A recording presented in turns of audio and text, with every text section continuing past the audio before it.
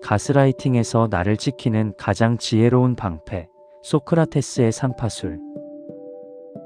당신이 지금 깊이 믿고 있는 그 잘못은 정말 당신의 것입니까? 혹시 누군가에 의해 정교하게 설계된 죄책감의 감옥에 갇혀 계신 것은 아닌가요? 오늘날 많은 이들이 가스라이팅이라는 심리적 지배 아래 고통받고 있습니다. 너 너무 예민한 거 아냐? 다 너 잘 되라고 하는 소리야.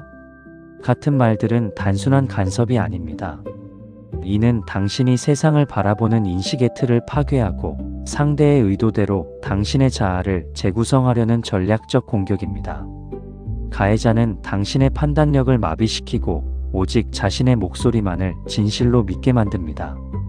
그러나 2500년 전 독배를 마시는 순간까지도 타인의 억측에 휘둘리지 않고 자신의 진실을 지켜낸 철학자가 있습니다. 이제 우리는 나를 잃어버리게 만드는 타인의 교묘한 말장난에서 벗어나 내면의 단단한 진실을 깨우는 고대의 기술, 소크라테스의 삼파술을 만나보려 합니다. 플라톤의 대화편 테아이테토스에서 소크라테스는 자신을 지식의 전달자가 아닌 지식의 삼파로 정의했습니다. 그는 지식을 외부에서 주입하는 것이 아니라 대화자의 내면에 잠든 진리를 스스로 나올 수 있도록 돕는 역할을 자처했죠. 이 고대의 대화법은 현대의 가스라이팅 상황에서 가장 강력한 자기방어 기제가 됩니다. 가스라이팅 가해자들은 대개 근거 없는 확신을 무기 삼아 당신을 압박합니다. 이때 무리하게 맞서 싸우거나 설득하려 하지 마십시오. 대신 질문이라는 날카로운 거울을 그들의 눈앞에 들이미십시오. 그들이 쌓아올린 허구의 논리가 스스로 모순을 드러내게 만드는 엘렌코스, 즉 논박의 기술을 사용하는 것입니다. 상대가 당신을 부정하며 통제하려 들 때 단호하게 본질을 찌르는 질문을 던지십시오. 당신이 말하는 나를 위한 것의 정의는 무엇입니까? 그 비판의 근거가 당신의 기분입니까? 아니면 객관적인 사실입니까? 질문의 거울이 비추는 순간 가해자의 권위는 허구였음이 증명되고 그들이 세운 거짓의 탑은 스스로 무너져 내립니다. 이것은 상대의 모순을 그들 자신의 입으로 내뱉게 유도하여 가해자 스스로 자신의 무지를 증명하게 만드는 논리적 쾌감이기도 합니다. 플라톤은 국가에서 동굴의 비유를 통해 이를 시각화했습니다. 가스라이팅은 마치 어두운 동굴벽에 비친 가짜 그림자와 같습니다. 동굴 안에는 낮게 세워진 담장이 있고 그 뒤에서 조종자들은 인형과 인물상을 치켜들어 불빛에 의한 그림자를 만들어냅니다. 가스라이팅 가해자가 바로 그 담장 뒤에서 인형을 흔들며 당신의 현실을 조작하는 조종자입니다. 당신이 보고 있는 고통스러운 상은 실체가 아닙니다. 삼파수를 통한 질문은 바로 이 결박을 풀고 고개를 돌려 태양, 즉 진실의 빛을 보게 하는 숭고한 행위입니다. 여기서 우리는 소크라테스가 변명에서 강조한 무지의 자각을 기억해야 합니다. 소크라테스는 스스로 지혜롭다고 믿는 자들을 찾아가 질문을 던짐으로써 그들이 사실은 아무것도 모르면서 안다고 착각하는 무지한 자들임을 신랄하게 까발렸습니다. 당신을 조종하려는 가해자 역시 마찬가지입니다. 그들은 마치 모든 정답을 쥔 듯 당당하지만 실상은 자신의 한계조차 모르는 가장 무지한 자들에 불과합니다.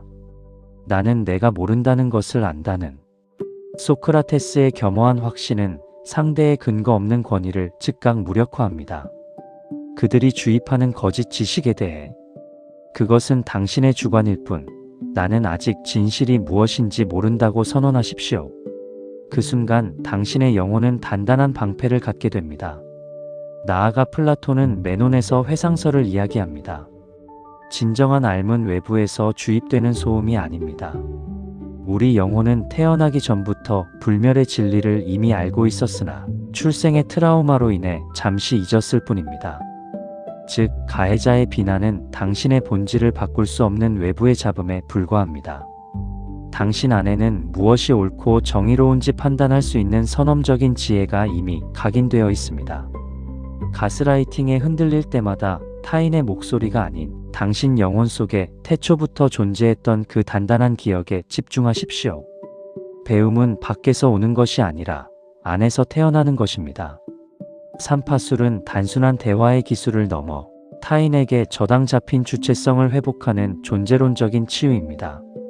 소크라테스가 사형 판결 앞에서도 비굴하게 목숨을 구걸하지 않았던 이유는 내면의 정의를 세우는 것이 진정한 행복임을 확신했기 때문입니다. 그는 변명의 마지막에서 이렇게 말했습니다. 벌써 떠날 시간이 되었군요. 나는 죽으러 여러분은 살러 갈 시간이. 우리 중 어느 쪽이 더 좋은 일을 향해 가고 있는지는 오직 신만이 알 것입니다. 이 대범한 초연함은 타인의 시선과 평가로부터 완벽히 독립한 인간만이 가질 수 있는 위엄입니다. 진정한 진실은 고통스러운 질문의 과정을 거쳐 당신 안에서 비로소 탄생합니다. 타인의 확신이 당신의 진실을 가리게 두지 마십시오. 아직 동굴 속에 머물며 누군가 흔드는 그림자를 실체라 믿고 계십니까? 아니면 눈이 부셔도 용기를 내어 빛을 향해 고개를 돌리시겠습니까? 당신의 영혼은 이미 무엇이 선인지 알고 있습니다. 스스로의 빛으로 당신의 현실을 비추십시오. 오늘의 사유가 당신의 내면을 지키는 가장 단단한 방패가 되었기를 바랍니다. 오늘도 당신을 응원합니다.